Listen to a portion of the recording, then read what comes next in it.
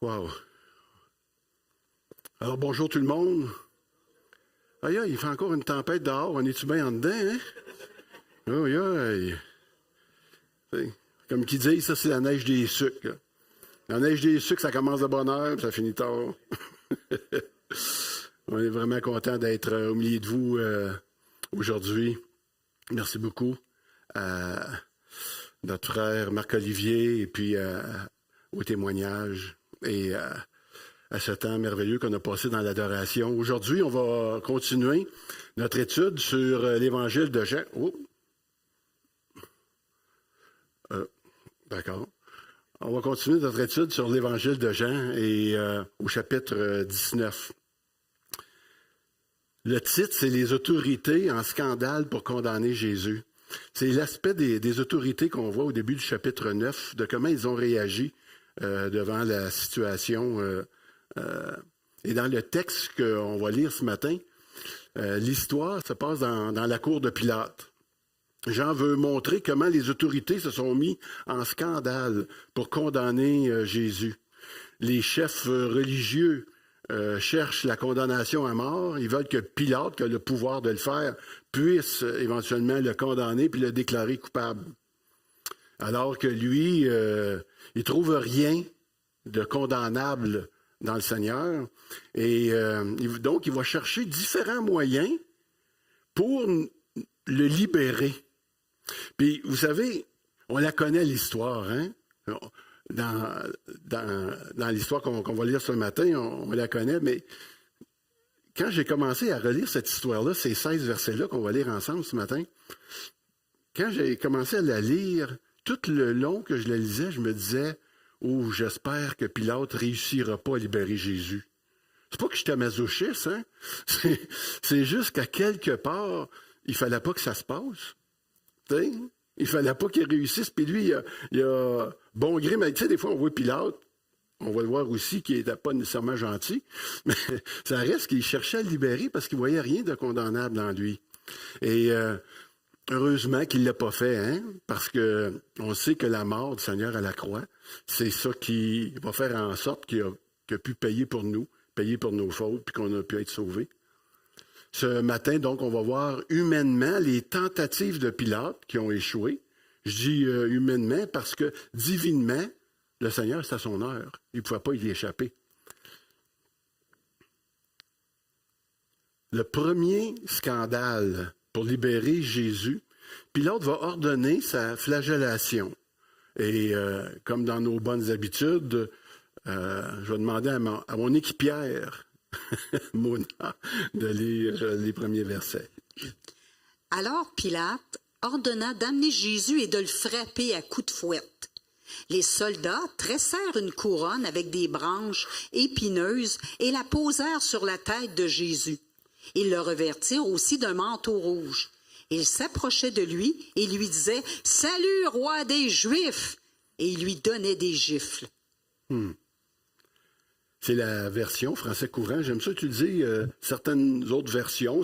Ça nous amène un peu de différence lorsqu'on est en train de lire les Écritures. Ça nous sort un petit peu de ce qu'on est habitué de lire. La flagellation, c'était tellement atroce que la plupart, on pourrait dire, des citoyens romains, normalement, ils en étaient exemptés. Je veux parler de ça parce que des fois, j'ai l'impression qu'on réalise peut-être pas dans toute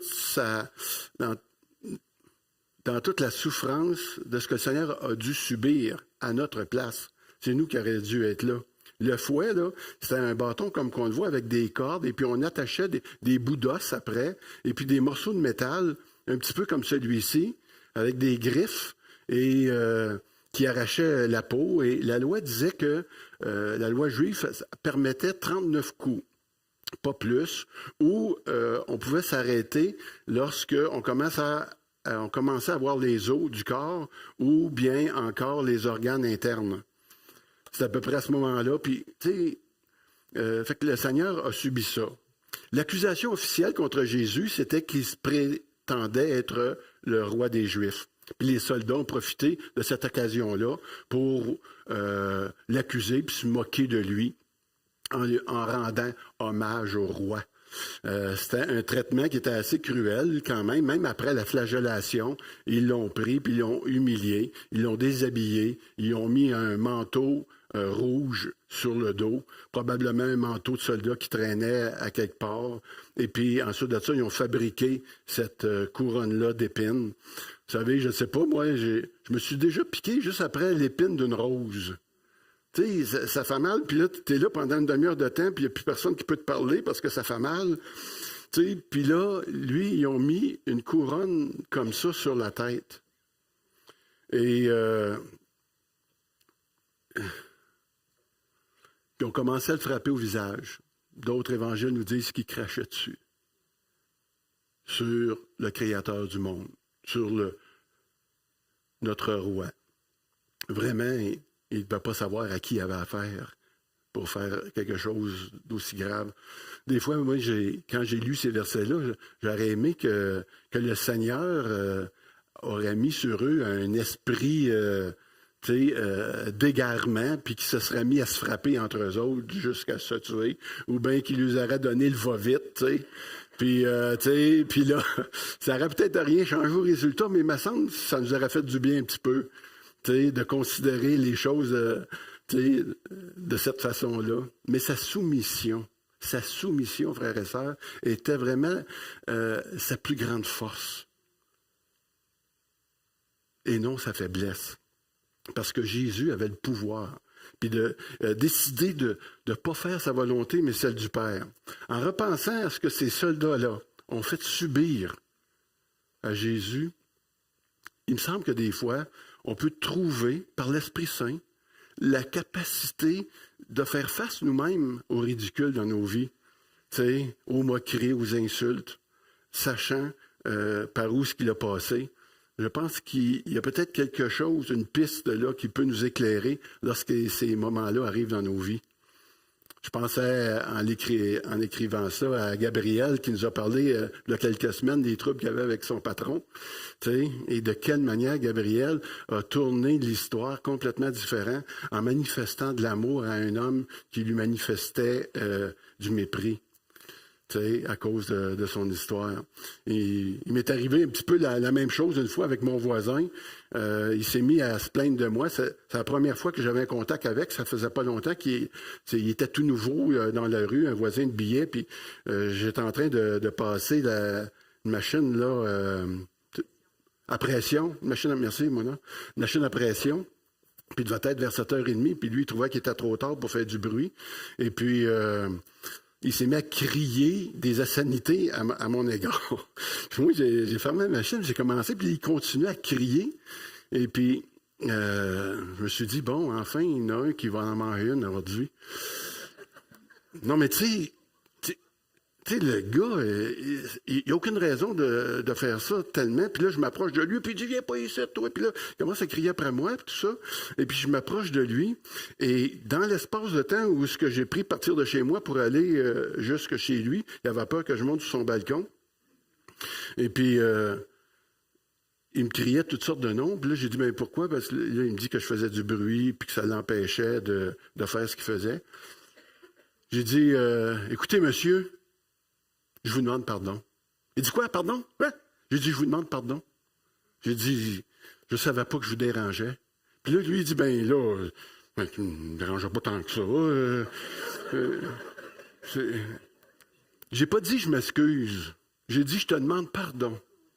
Ça a un effet, en tout cas, je l'ai vu, ça a eu vraiment un effet sur cet homme-là. Et puis, et pour tout vous dire, si ça n'aurait pas été de l'influence du Saint-Esprit en moi, les choses ne se seraient pas passées comme ça. Hein? Ça aurait pu être bien différent. Combien de fois on a besoin de nous défendre, de nous justifier, de montrer que notre idée est meilleure que l'autre, hein, les gars? Combien de fois nous avons besoin d'avoir le dernier mot, hein, les filles? À toutes les fois... À toutes les fois qu'on fait ça, on expose notre faiblesse, hein, au lieu de finalement exposer notre force et qui nous rappelle qu'à toutes les fois qu'on veut avoir raison à tout prix, on est en train de perdre l'occasion de manifester l'amour de Dieu autour de nous puis dans la vie de l'autre.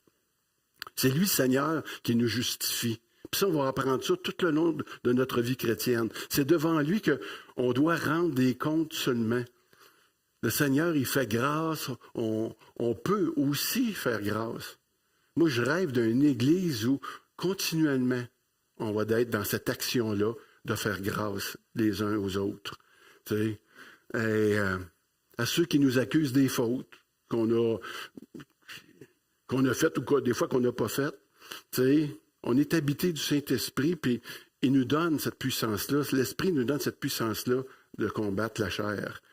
Nos premiers instincts animaux qui voudraient faire du tort à l'autre. Première chose. Le deuxième scandale, les autorités se défilent de leurs responsabilités face à Jésus. On va voir ça ici dans les versets 4 à 7. Mona.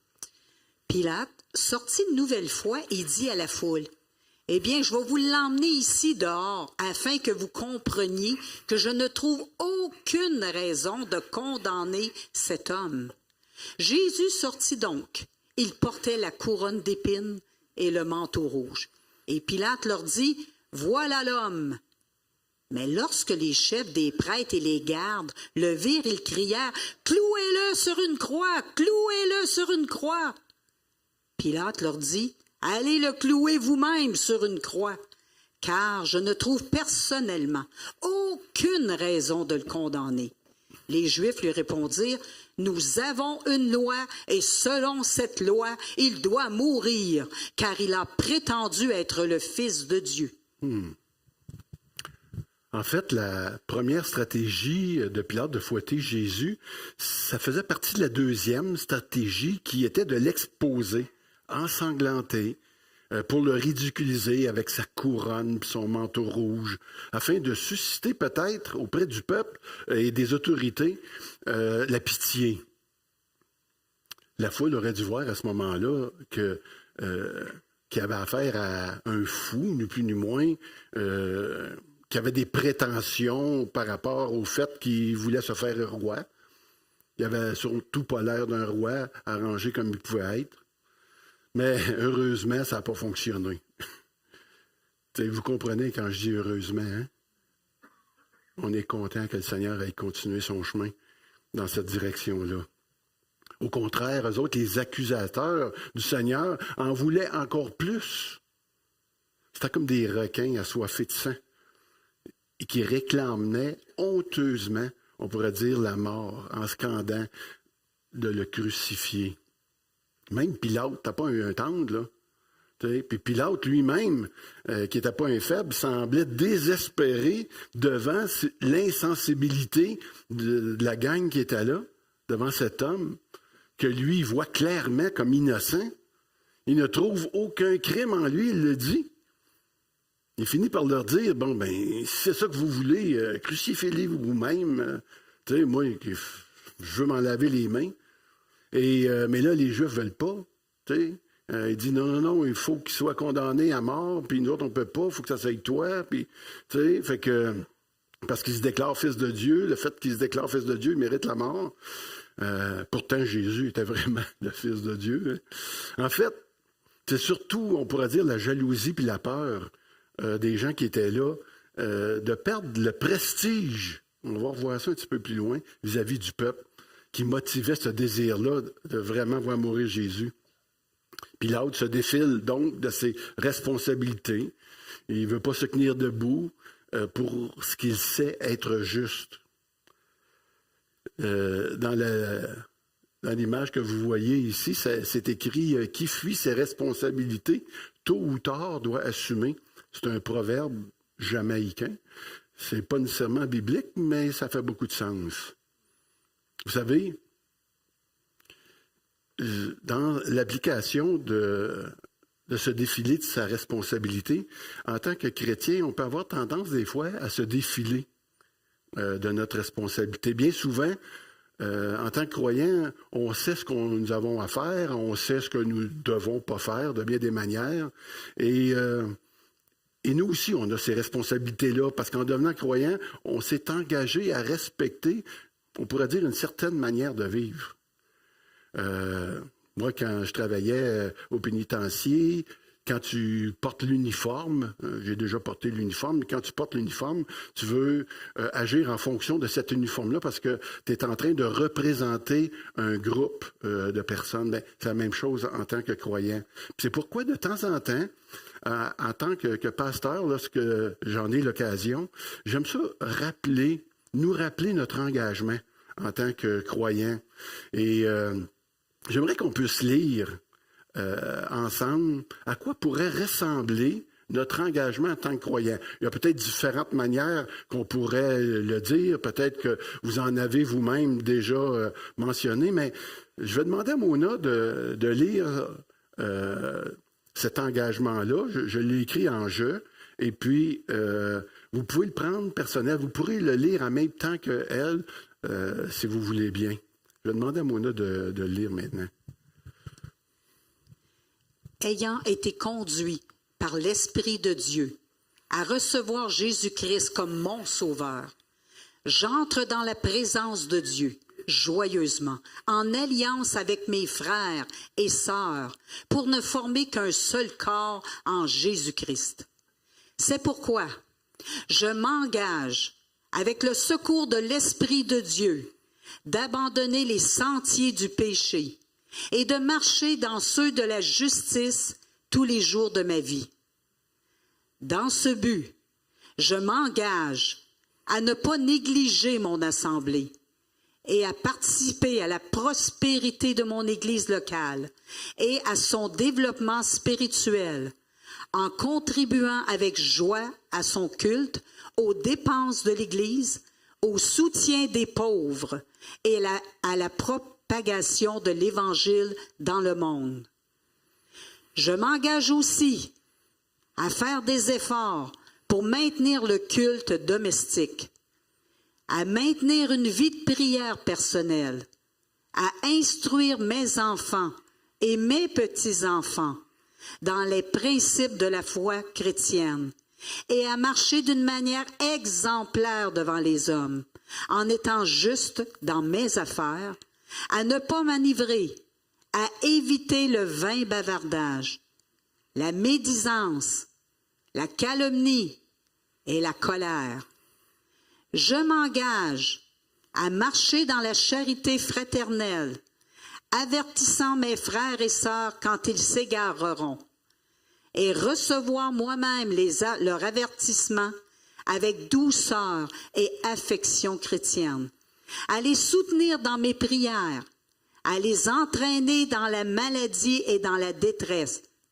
À les entraîner, pas les entraîner, à rechercher la réconciliation avec empressement. Finalement, je m'engage à mettre en pratique, avec l'aide de l'Esprit qui vit en moi, les principes de l'Évangile. Amen. Ça a-tu du bon sens, ça? C'est normal, hein? Juste naturel pour quelqu'un qui a cette puissance-là de l'Esprit de Dieu qui vit en nous. Il nous invite à nous engager envers lui de la même manière que lui s'est vraiment engagé envers nous. Puis des fois, c'est bien de pouvoir se rappeler ces choses-là, notre engagement en tant que croyant. Peut-être on pourra éventuellement amener ça à le faire pour comme une alliance, comme un engagement pour toute l'Assemblée. On verra bien. Troisième scandale. Les autorités provoquent Jésus ici par l'intimidation. Pilate tente de libérer Jésus par l'intimidation. Il va tenter, il dit, par son pouvoir pour avoir des réponses. Mais en réalité, le pouvoir, c'est pas lui qui l'a. Il vient d'en haut. Et Jésus va lui rappeler, Mona. Quand il entendit cette parole, Pilate eut très peur. Il rentra dans le prétoire et dit à Jésus, « D'où es-tu? » Mais Jésus ne lui donna aucune réponse. Pilate lui dit, « C'est à moi que tu refuses de parler. Ne sais-tu pas que j'ai le pouvoir de te relâcher et que j'ai le pouvoir de te crucifier? » Jésus répondit, « Tu n'auras aucun pouvoir sur moi s'il ne t'avait pas été donné d'en haut. C'est pourquoi celui qui me livre à toi est coupable d'un plus grand péché. » Merci. Pilate prend peur parce qu'il a entendu que Jésus se faisait fils de Dieu. Et lui, il était superstitieux. En tant que païen, il a entendu des histoires qu'il pourrait y avoir certains dieux qui étaient semblables à des êtres humains qui rendaient visite aux hommes pour les juger. Et comme il entendait que Jésus disait qu'il était le Fils de Dieu, il pouvait voir Jésus comme un être surnaturel. Mais la majesté, la prestance, on pourrait dire, l'autorité qui émanait de cet homme-là, même son discours, il faisait en sorte que peut-être qu'il commençait à convaincre Pilate qu'il venait peut-être d'ailleurs. Et même qu'il avait entendu, on voit ça dans l'Évangile de Matthieu au chapitre 27, verset 19, parce que sa femme en avait ajouté un petit peu... avait mis de l'huile sur le feu, si on peut dire, parce qu'elle avait dit ne te mêle pas de l'affaire de ce juste-là, parce que cette nuit, j'ai été tourmenté par des rêves à cause de ce juste, à cause de lui, pardon. Et Pilate a quand même posé une bonne question ici. Une question des fois qu'on n'ose pas toujours se poser. Il dit, d'où viens-tu? Pilate savait d'où Jésus venait. Il ne parlait pas de la ville nécessairement quand il a posé cette question-là, mais il se demandait justement où est-ce que le Seigneur pouvait venir. C'est comme, prétends-tu réellement que tu viens du ciel et que tu es le Fils de Dieu? Il se posait réellement cette question-là, mais il n'est pas allé loin dans sa réflexion. Mais le Seigneur a refusé de répondre à ça parce que ça reste que son heure était venue et puis Pilate en savait suffisamment sur lui pour le libérer s'il aurait voulu le faire. Mais après ça, j'ai pensé, nous autres aussi, en tant que croyants, on dit qu'on connaît le Seigneur, mais des fois, j'ai l'impression qu'on connaît beaucoup de choses à propos de Dieu. C'est vrai qu'on connaît beaucoup de choses. Les enfants d'école du dimanche connaissent beaucoup de choses à propos de Dieu. Mais jusqu'à quel point on le connaît, lui, personnellement? De quelle manière on est habité de sa présence, puis de quelle manière son esprit travaille en nous à tous les jours? Pour savoir jusqu'où on peut le connaître, on peut se poser quelques questions. Qu'est-ce qui nous anime réellement? Est-ce vraiment notre foi ou des fois, ce n'est pas les émotions qui nous mènent? Un petit peu comme dans l'histoire que j'ai racontée tantôt. Quand il s'agit de prendre une décision, est-ce que la volonté de Dieu interfère vraiment dans nos vies ou si ce n'est pas notre volonté qui va agir en premier lieu? Quand c'est le temps de s'en remettre à la justice de Dieu, combien de temps on peut passer encore à se justifier continuellement pour toutes sortes de raisons? Lorsque Pilate a tenté d'intimider Jésus en lui mentionnant que c'était lui le boss et qu'il devrait avoir peur de lui, Jésus lui a quand même mentionné qu'il n'avait aucun pouvoir sur lui s'il n'avait été donné d'en haut. Cela a dû donner à Pilate un peu de sueur froide dans le dos. Parce que la situation était complètement en train de lui échapper. Pilate, pense qu'il a le pouvoir, mais il réalise que c'est pas lui qui mène. Et en fait, c'est Dieu qui a donné le pouvoir aux autorités. Encore hier, on était en train de manger avec un couple et puis il nous parlait de qu'est-ce qui se passe dans le monde. Puis le couple commençait beaucoup à s'énerver, faire beaucoup d'anxiété par rapport à ça. Et puis on peut les comprendre. Et il nous parlait de guerre mondiale et de tout ça qui peut s'en venir. Et puis ils étaient très inquiets. Et puis on en a profité, moi puis Mona, pour leur rappeler que le gouvernement, c'est pas lui qui mène. C'est pas M. Trudeau, c'est pas M. Poutine qui mène, c'est pas Jinping à la Chine, c'est pas M. Biden aux États-Unis. Eux autres, ils mènent pas. Celui qui est en arrière de tout cela, on le sait, c'est Dieu. Puis il me semble que de savoir ça en tant que croyant, il me semble que ça nous aide à dormir. T'sais, même si vous avez des placements, vous les voyez baisser, il me semble que ça nous aide à dormir parce qu'on sait qu'il y a un Dieu qui s'occupe de nous. Tu sais? Et ça, c'est rassurant. Puis ça, c'est le message qu'on a pour eux. Le message qu'on a pour eux, c'est que, tu sais, on le sait que Dieu, on leur a dit, Dieu a un plan qui est au-dessus de tout ce qui se passe. Et c'est son plan à lui qui est en train de se manifester présentement.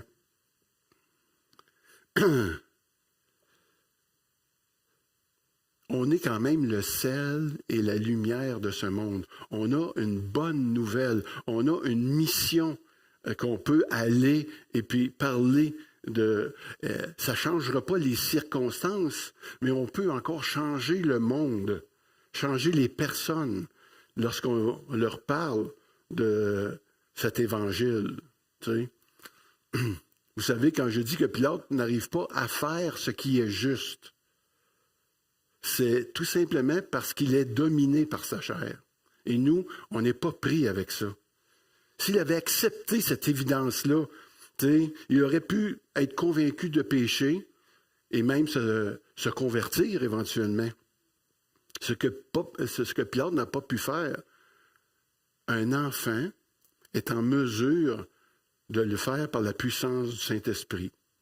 Je vais vous raconter une histoire qu'on a vécue, moi et Mona, le 4 mars dernier. C'est l'histoire d'une petite fille de 9 ans. Elle s'appelle Rosalie. C'est ma petite fille. C'est notre petite fille à moi et à Mona. Ma petite fille, Rosalie, a accepté que je raconte cette histoire-là, mais elle a dit, grand-père, elle dit, je vais-tu être là quand tu vas la raconter? J'ai dit non. Elle a dit, fiou, une chance. Parce qu'elle dit, c'est gênant. Rosalie ne supportait pas à l'école d'entendre les autres jeunes parler mal, puis d'agir d'une manière irrespectueuse de bien des façons. C'est pas quelque chose qui... Puis c'est même quelque chose qui l'énervait au point, ça l'énervait tellement qu'elle a dit, ils sont en train de me voler ma jeunesse, ma vie d'enfant. Puis elle voulait se tenir avec des plus jeunes pour ne pas avoir à vivre cette vie-là, une vie où elle voit les jeunes grandir dans ce monde-là. Mais le pire, c'était pas ça.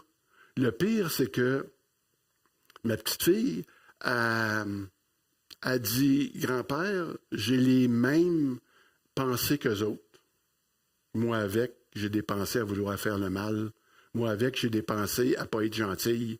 Moi, avec, j'ai des pensées de désobéir. Puis, à toutes les fois qu'elle avait ces pensées-là, il allait vers sa mère pour lui raconter tout ce qui se passait dans sa tête. Elle est assez transparente comme jeune fille. Et ce soir-là, elle n'était pas capable de dormir. Elle m'a appelé, Audrey l'a fait m'appeler. Elle voulait me parler parce que Audrey ne savait plus quoi faire avec. Elle était en crise, presque de panique. Et puis, elle m'a appelé ce soir-là. C'était notre 45e anniversaire de mariage. Le Seigneur allait nous préparer quelque chose de spécial pour nous.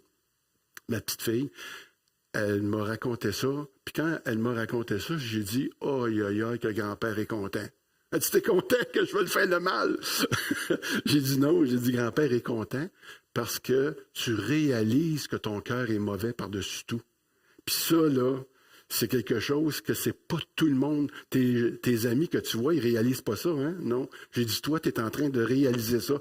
Tu réalises-tu que tu es un pécheur? J'ai dit, c'est quoi un pécheur? Puis là, elle dit non. Puis là, j'ai expliqué, c'est justement quand tu as des idées comme ça qui te passent dans la tête de faire le mal, puis de dire des mauvaises choses, c'est ça un pécheur. Puis j'ai dit, la bonne nouvelle, c'est que Jésus est venu pour les pécheurs, donc Jésus est venu pour toi aujourd'hui. Fait qu'elle était contente. Elle a réalisé, j'avais rarement, moi, j'ai jamais vu ça. Je sais qu'on entend des témoignages des fois que les jeunes acceptent le Seigneur en bas âge, mais dans cet esprit-là, elle était en pleurs et tout d'un coup, lorsque je lui ai dit que c'était une bonne nouvelle parce que là, elle pouvait se présenter maintenant devant le Seigneur puis lui demander pardon de ses mauvaises pensées, j'ai dit, est-ce que tu aimerais prier ou tu voudrais que grand-père prie pour toi? Mais j'ai dit, elle va sûrement vouloir que ça soit moi. Elle dit non, elle dit, j'aimerais ça prier. Puis si vous auriez entendu Rosalie prier, là, vous n'auriez pas cru ça, j'aurais aimé tellement... Parce qu'après qu'on aurait accroché, elle a aussi prié avec sa mère. Puis une des raisons pourquoi que j'ai l'impression qu'il est arrivé vraiment quelque chose, que le Saint-Esprit a vraiment venu habiter cette jeune fille-là, c'est que la première chose qu'elle a faite, après qu'elle a fait sa prière pour demander pardon pour ses fautes à Dieu, elle a dit à Audrey, sa mère, il faut aller le dire à Zach.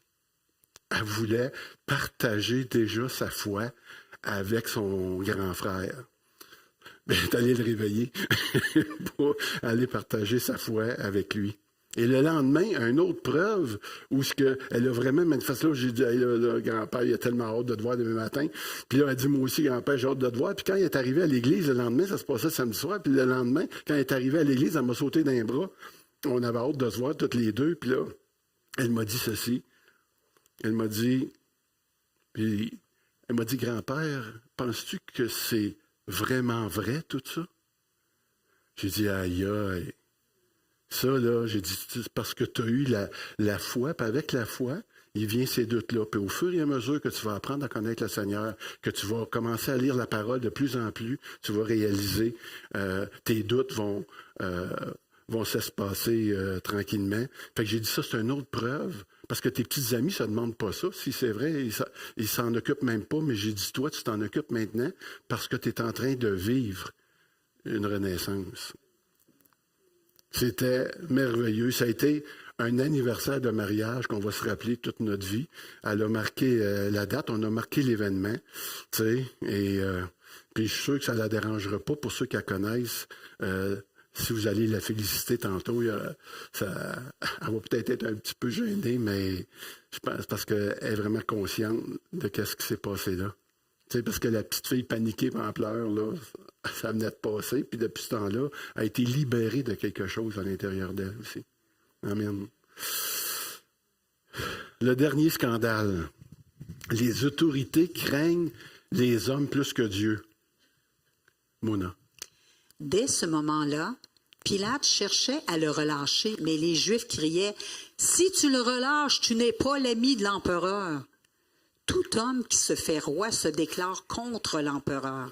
Après avoir entendu ces paroles, Pilate emmena Jésus dehors et siégea au tribunal à l'endroit appelé le pavé, en hébreu Gadbata. C'était le jour de la préparation de la Pâque. Il était environ midi. Pilate dit aux Juifs, « Voici votre roi. » Et ils s'écrièrent alors, « À mort!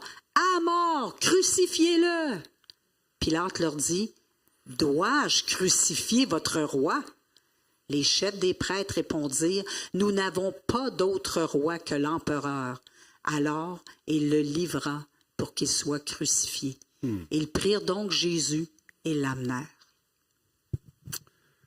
Donc, Pilate, il va pour une ultime, si vous dire, tentative de faire fléchir les accusateurs de Jésus. Mais ils sont endurcis par la haine et puis ils vont se mettre à crier. Si tu relâches cet homme-là, tu n'es pas ami de l'empereur. Comme on l'a vu la semaine dernière au chapitre 18, Pilate ne voulait surtout pas faire parler de lui devant l'empereur. Parce que l'empereur, c'était quand même un despote assez cruel, puis lui, il n'aurait pas accepté qu'un de ses gouverneurs libère quelqu'un qui veut prendre sa place, si on veut, ou qui aspire à la royauté comme tel. C'est à ce moment-là que Jean a fait une pause, ici, dans son récit, pour mentionner, on pourrait dire, l'heure la plus importante de l'humanité va arriver à ce moment-là. On pourrait dire ça comme ça. Jean prend le temps d'indiquer l'endroit, c'est le pavé de Gabata. L'heure, ça se passe vers midi. Le jour, lors de la préparation de la Pâque. Il arrête le moment-là, il nous le présente comme ça. Le Seigneur Jésus va être livré pour être crucifié. Les autorités réclament sa mort à grands cris. Et ils vont causer la ruine de la nation à cause de ça. L'ultime argument qui a finalement convaincu Pilate de leur livrer Jésus, oui, c'est la peur. La peur d'un homme, la peur de l'homme. Pilate avait plus peur de César qu'il avait peur de Dieu. Il n'aurait peut-être pas dû. La vérité, c'est que Pilate était contrôlé par les autres. Et là, je vous le dis à vous. Pilate était contrôlé par les autres. Est-ce que ça peut faire du sens aussi pour nos vies des fois, ça? D'être contrôlé d'une certaine manière, la peur du rejet. Le fait d'être ignoré, de ne pas être invité à la fête. Comment ça, moi, je n'ai pas été invité à la fête, mais c'est quoi la fête? Ne pas avoir la reconnaissance ou l'importance que tu aimerais faire l'objet de la part des autres. Tu peux finir par te sentir rejet, effectivement. Voyez ce qui... C'est pas d'hier, hein, que l'homme est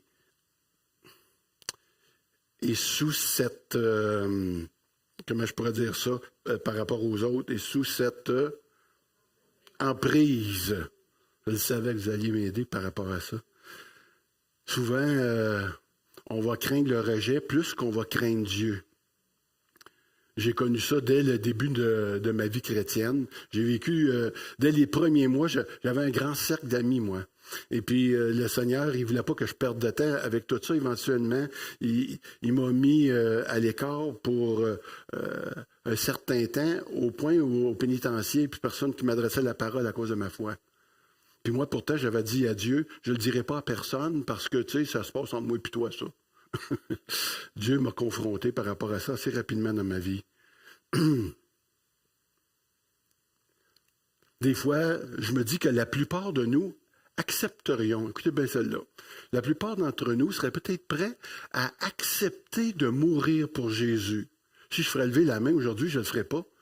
Mais si quelqu'un viendrait vous voir puis renie ta foi, sinon tu vas mourir, peut-être qu'il y a une grande majorité d'entre nous qui accepterait le fait de pouvoir mourir pour Jésus, parce que ce serait un honneur d'aller jusque-là dans notre vie. Mais en revanche, si le fait de prendre une décision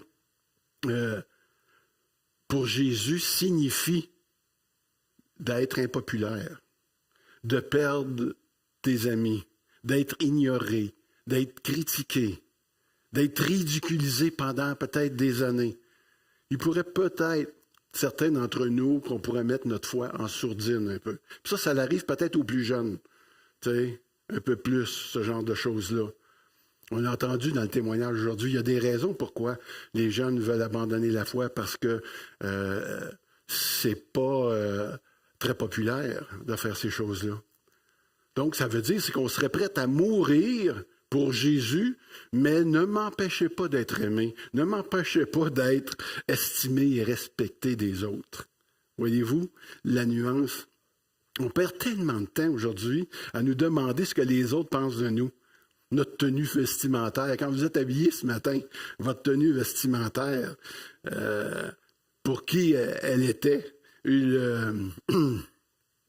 Des fois, j'entends, tu sais, il y a des personnes qui disent, en tout cas dans mon dernier groupe là, de maison, j'ai dit des choses, puis là, j'aurais peut-être pas dû, puis là, tu sais, on se remet toujours en question de différentes façons, tu sais, mais on est toujours sous le regard des autres. Tu sais,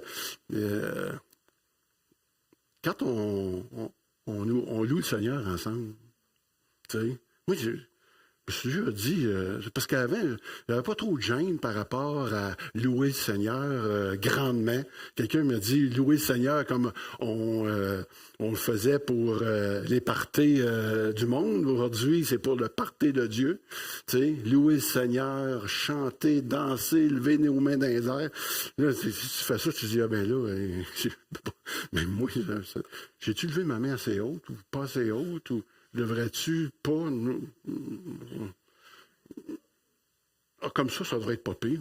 Comme ça, oui, ça devrait être bon. Pas trop. Oh non, là, j'ai dit Alléluia. Et ils vont dire qu'est-ce qui se passe, tu sais, avec notre pasteur. Tu sais, on a tout un discours intérieur dans ce monde-là, tu sais, qui fait en sorte qu'on est préoccupé beaucoup plus, des fois, par nous-mêmes que par une vraie adoration, où ce qu'on peut se laisser aller avec lui, puis l'adorer tel qu'il est, et puis pas s'occuper du jugement.